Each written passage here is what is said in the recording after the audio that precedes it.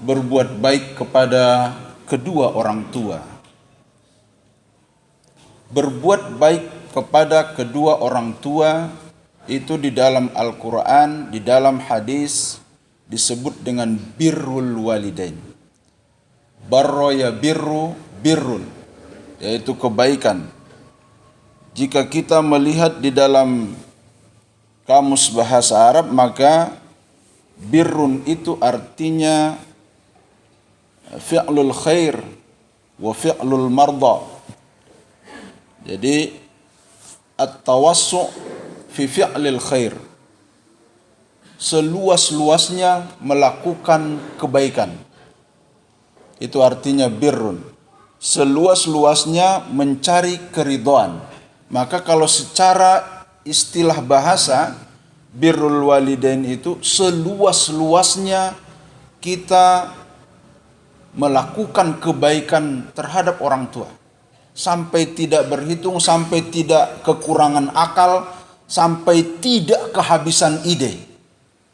Maka kalau mau ngukur saya ini sudah berbuat baik kepada kedua orang tua saya, salah satu caranya adalah saya ini sudah kehabisan ide enggak untuk melakukan kebaikan.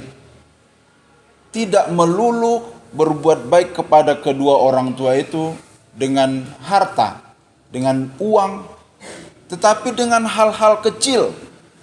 Hal-hal kecil yang terkadang kita lupakan, mengunjunginya, membuatnya tertawa, kemudian membuatnya senang, membersamainya.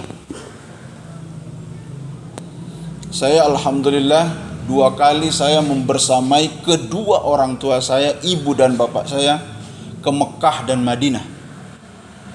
Nggak punya duit banyak saya, tapi Allah mengizinkan. Allah mengizinkan dan itu terjadi. Jadi birrul walidain itu, kalau Rasulullah sallallahu alaihi wasallam saja, walaupun dia tidak punya orang tua, maka dia cari pamannya, dia cari bibinya. Bahkan ketika di Madinah, dia cari orang-orang tua yang lain. Maka bapak atau siapapun jamaah di masjid ini yang sudah tidak punya orang tua, maka sarananya adalah kerabat orang tua yang lain atau orang tua yang ada di lingkungan kita.